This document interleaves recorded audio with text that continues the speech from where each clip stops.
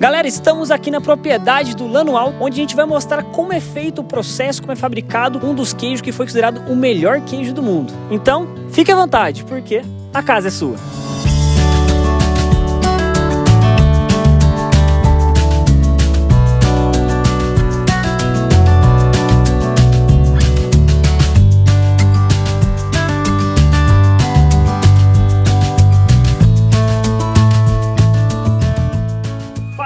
Tudo bem com vocês? Estamos aqui para mais um episódio. Hoje estamos aqui com o nosso amigo PL. Já peguei intimidade aqui. Se apresente um pouquinho pra galera, conta um pouquinho quem é você, de onde você era, onde a gente tá, só pra galera situar aqui. Vamos Legal. lá. Eu sou o Paulo Lemos, me chamam de PL, né? A gente tá na Lano Alto, é a fazenda que a gente mora e trabalha. A gente produz laticínios aqui e tem também uma parte com hospedagem em cabanas e um galpão que a gente faz experiências e eventos também. A gente veio pra cá de mudança em 2014, então vamos fazer 10 anos agora. Mas a gente tem relação com São Luís há bastante tempo. Acho que a primeira vez que eu vim passar carnaval em São Luís foi em 99, mais ou menos assim. Legal. Aí foi quando me conectei com aqui. Eu sou de São José dos Campos, morei lá, minha família mora lá ainda, né? Mas eu tava em São Paulo antes de vir pra cá. Detalhe, gente, provavelmente você que tá assistindo aí, a gente já vai ter gravado um podcast. Então se você quer saber bem a fundo aí sobre a história e tudo sobre eles aí, pode correr lá que vai estar o podcast também com eles lá.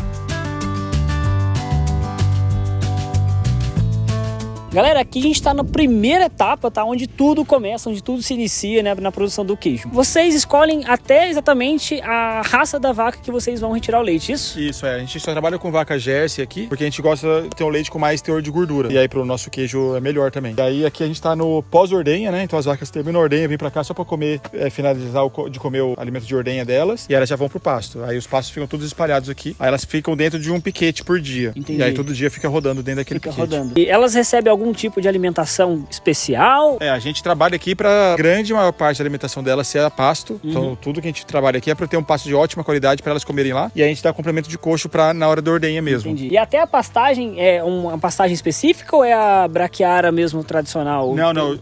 Aqui a gente tem agora mombaça, principalmente o nosso carro-chefe assim, e tem também a grama estrela que a gente dá pra elas aqui também. E aí são pastagens mais nutritivas assim e que cabem dentro desse processo de pastejo também rotacionado. Mas a gente tem braquiária também, funciona. Legal. Então aqui é onde vocês fazem retirada de 200 litros por dia, isso que vocês chegaram agora, é isso? A gente vai chegar em 200 litros, né? Estamos saindo de 100 para ir para 200. Aqui a gente chama de pós-ordenha, né? Então as vacas saem, entram nesse reloléu até chegar lá pra frente. E aqui é o pré-ordenha, onde elas entram e esperam a ordenha aqui. A pré-ordenha. Aí da pré-ordenha, elas vêm aqui para ser ordenhadas. Então a gente fica aqui embaixo, coloca as teteiras, tudo, e as vacas entram nos corredores laterais aqui, né?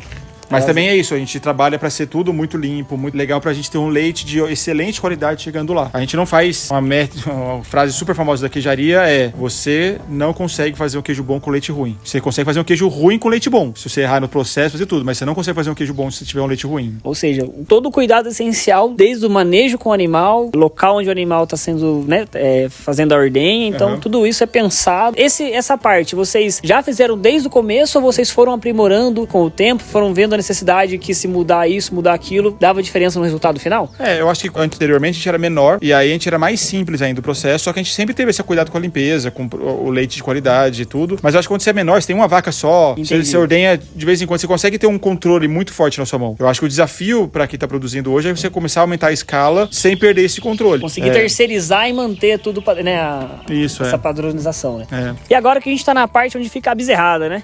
Vocês fazem algum tratamento genético também, como algumas fazendas fazem para nascer mais fêmeas, ou melhora a genética? Não, hoje a gente trabalha só com monta natural aqui, então a gente tem o Jersey PO também, puro, né, que aí é o pai de todas as bezerradas que estão nascendo aqui agora. Eventualmente a gente vai até entrar numa inseminação artificial agora no final do ano, começo do ano que vem talvez, assim, pra gente ter uma mistura de sangue também, pra não ficar só com esse touro daqui, né. E aí a gente trata as bezerras mesmo agora pra elas chegarem na idade de pegar a prenhez de uma qualidade que seja legal, com o peso certo, com estrutura já desenhada para ela ficar grávida, né? E os bezerros machos que nascem aqui, vocês também permanecem com eles ou nasceu, vocês já vendem ou enfim, forma touro? Como que é esse processo com os bezerros machos, no caso? A gente cria aqui os bezerros ao pé das vacas. Sim. Então, em vez de ser igual na indústria que nasceu, já separa. Já separa ali. Aqui a gente cria os bezerros ao pé, até pelo menos 3 meses de idade. Então, os bezerros fazem parte do nosso sistema aqui. Eles entram e mamam na vaca depois da ordenha, por exemplo. A gente separa leite pra eles e tal. E aí, os bezerros machos continuam nesse processo. Tem muitas fazendas que dão bezerro macho, porque ele é um custo, né? Tipo, imagina só que o leite, parte do leite que era pra ser consumido pela queijaria ou pra cooperativa, tá indo pra esse bezerro que tá ali. Aqui a gente usa o bezerro junto com a mãe, ele fica junto com ela, porque tem vários benefícios dele estar ali, né? Ele massageia o úbere, seca a vaca no final, tem a condição de maternidade da mãe com o filho, que a gente acha legal também. Só que depois desses 3 meses, quando a gente desmama, aí eu uso principalmente pra fazer troca. Ele não é um animal valorizado, é o bezerro Jersey principalmente, né? Sim. O pessoal chama de gabiru, assim, que é um bezerro verdade. que demora pra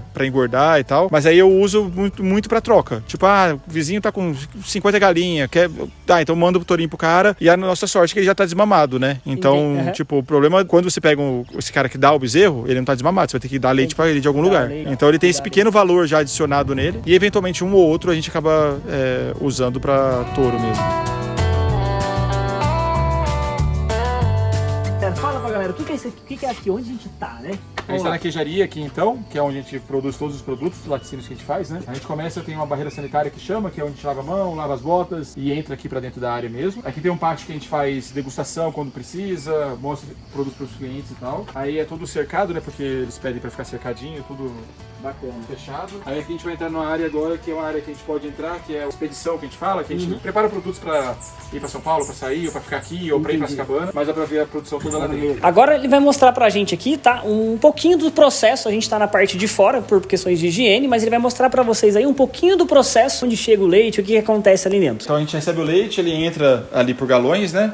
E a gente tá fazendo uma mudança aqui, agora o leite vai começar a entrar direto no tanque também. E aí tem o tanque, que a gente bolou esse projeto dele assim, que ele é um tanque meio multifunções, a gente consegue fazer o queijo, doce de leite, requeijão, tudo no mesmo tanque que tá ali. Aí depois de cortar a massa coalhada tal do queijo, ele vai pra cima dessa mesa de soragem, que a gente chama, pra ser informado. E ele é informado aqui, o soro sai, vai lá pros animais, e aí aqui da forma já salgado, ele vai lá pra câmara fria. E aí ele é maturado. Os queijos nossos que a gente tem aqui hoje disponíveis são queijos de longa maturação. Eles maturam pelo menos 4 meses. 4 meses? Até 9 meses. Então são queijos que a gente tem que cuidar deles todo dia, esfregar, virar. É como se fosse um bebezinho mesmo, que todo dia a gente tá tomando conta deles, né? A gente também faz requeijão de prato aqui, então esses galões que estão aqui embaixo estão com leite fermentando. Aí eles vão ficar pelo menos 3 dias com leite fermentando pra gente depois fazer todo o processo dele, né? Que é bem típico daqui da região, que é lava a massa várias vezes com leite, até tirar toda a acidez. Aí depois a gente pega aquela massa e vai pra panela com um pouquinho de leite e sal, até ele dar o ponto de fundição, que a gente fala assim, e ir pro prato ou pro copinho, né? Também assim. E vocês teve queijos que ganharam premiações importantes aqui, né? No Brasil. Pode falar qual que é o nome do queijo? Como que foi pra você essa parte aí dessa queijaria? Como foi essa experiência pra vocês participarem, né? Dessa premiação tão importante?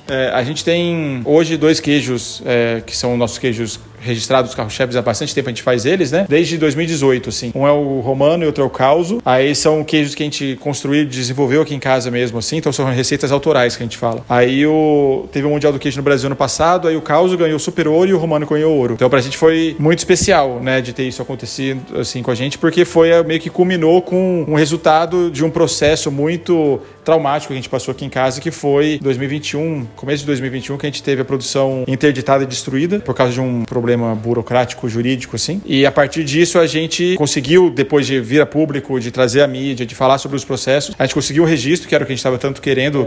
A gente estava trabalhando 2 anos já para ter registro, só que no município não existia. Não, então você não conseguia pedir o registro, já que ele não existe. É igual, por exemplo, eu tenho uma empresa que quer emitir nota fiscal, mas o município não emite nota fiscal. Entendi. Então a gente estava naquele meio do caminho sem entender como que a gente avançaria, e também porque a gente não queria se descaracterizar. A gente não queria virar uma indústria para conseguir um registro fora do município. A gente conseguiu o registro depois de muita luta, e esse queijo que está aqui, que foi o que ganhou o Mundial, tanto o romano quanto o causo, são exatamente as mesmas receitas que foram destruídas 2 anos atrás. Então pra gente o prêmio ele veio ainda mais como uma chancela de falar que o trabalho que a gente estava fazendo era um trabalho legal. E que a gente brinca que é muito louco assim, o mundo do artesanal, porque o produtor é visto quase como um criminoso, quase como se a gente estivesse produzindo droga. Na verdade, a gente só colaborou no final com um prêmio e tudo, falando que o que a gente estava fazendo é certo. Um trabalho que deve ser apoiado e incentivado e muito mais do que tentar tentado ser jogado no chão, né? E eu acho muito legal isso, que a gente está num ambiente onde todo mundo quer industrializar, quer produzir em grande escala, e vocês estão fazendo o inverso do que a manada está fazendo. Eu acho muito legal isso e eu admiro muito o trabalho. Tanto que, né, tá colhendo os frutos ali que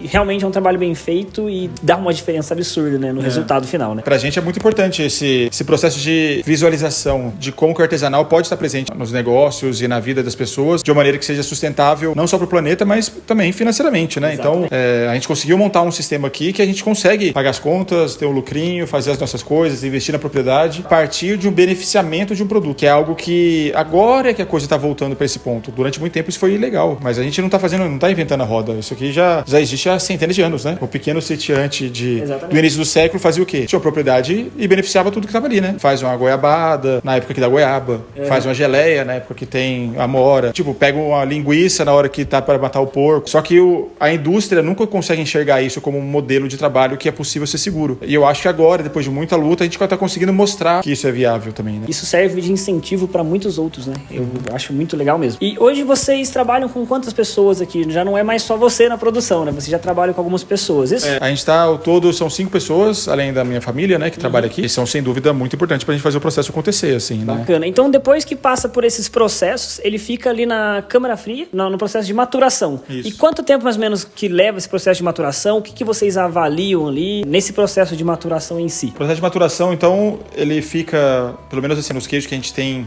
registrados aqui, eles ficam entre 3 e 9 meses lá dentro, maturando. E aí ele fica numa temperatura que varia de 12 a 14 graus. Aí essa é a temperatura ideal para esse tipo de queijo que a gente faz, que tem as bactérias específicas que a gente gosta que cresçam nele também, né?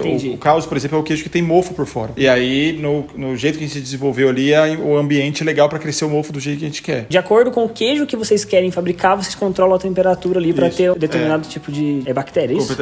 A gente tem principalmente 2 vetores ali que a gente fala, né? Um é temperatura e outro é umidade. Então tem câmara fria que tem queijo que precisa de mais umidade. A nossa não precisa de tanto, a gente tem 85% de umidade ali. E aí a gente vai deixar o queijo por tanto tempo lá dentro até que a gente ache que ele tá nessa curva ótima de maturação. Mas além disso, por exemplo, o causo com 3 meses ele é um queijo. O causo com 9 meses é outro queijo completamente diferente. Legal. E tem gente que gosta mais jovem, tem gente que gosta mais do mais maturado. O que altera assim no sabor? Ele fica um pouco mais forte? No causo especificamente ele vai ficando mais intenso, mais amanteigado e o sabor dele chega até ter picância no final, assim. Quanto mais maturado ele tá, né? No início ele é mais elástico, no final ele vai ser mais quebradiço, por exemplo, porque a tendência é ir eliminando água. E aí no final ele vai ter um processo que ele vai ser um queijo um pouquinho mais seco, duro e quebradiço, assim. E o processo inicial desse queijo é o mesmo dos outros queijos? Tem que coalhar o leite ali, mesmo esqueminha? Todo o processo de queijo, ele segue padrões muito clássicos, assim, né? Então, eu diria que a gente tem 2 famílias de queijo ao todo, assim. A primeira delas é queijo que usa coalho e queijo que não usa coalho. A maioria dos queijos que tem no Brasil que você conhece, que você sabe o nome, por exemplo, provavelmente todos eles usam coalho. Mussarela, parmesão, canastra, queijo Minas, frescal. Todos esses que eu tô falando, todos esses usam coalho. Todos eles usam. Então, o coalho é uma enzima que vem do quarto estômago do bezerro, né?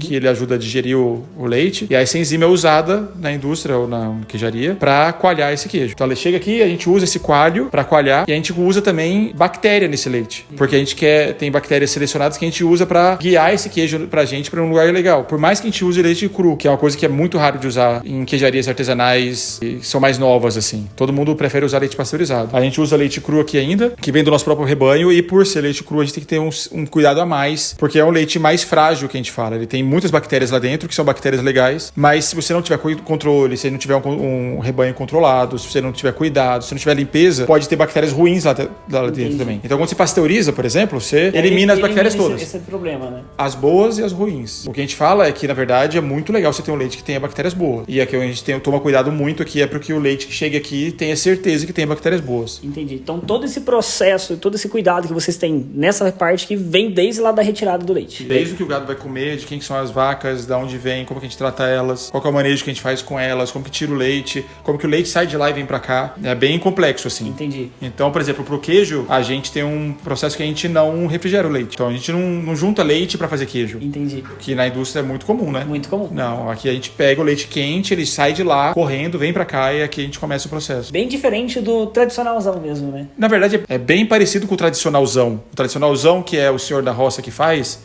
sim. Ele faz desse jeito. O que a gente faz é mais conectado com essa pessoa que tá na roça ainda, fazendo queijo queijo de uma maneira muito próxima do que com a indústria, que já mudou o queijo que tá ali. O que eu acho que a gente faz um pouquinho diferente é que a gente consegue ter um entendimento técnico do que a indústria faz, por que ela faz aquilo, e da gente falar que a gente não quer fazer aquilo, que a gente quer fazer algo de outro jeito, mas de uma maneira segura. Bacana. E é o que é o nosso trabalho hoje, assim. Cara, primeiramente, muito obrigado por tirar um pouquinho do seu tempo para mostrar pra gente aí o processo, contar um pouquinho da sua história. Obrigado demais. Acho que é isso, né, gente? Não tem muito mais o que falar. Vocês gostaram do conteúdo? Comenta aqui embaixo, segue a página dele, segue a nossa página. Comenta também aonde mais vocês querem que a gente vá entrevistar. Valeu. Valeu, gente!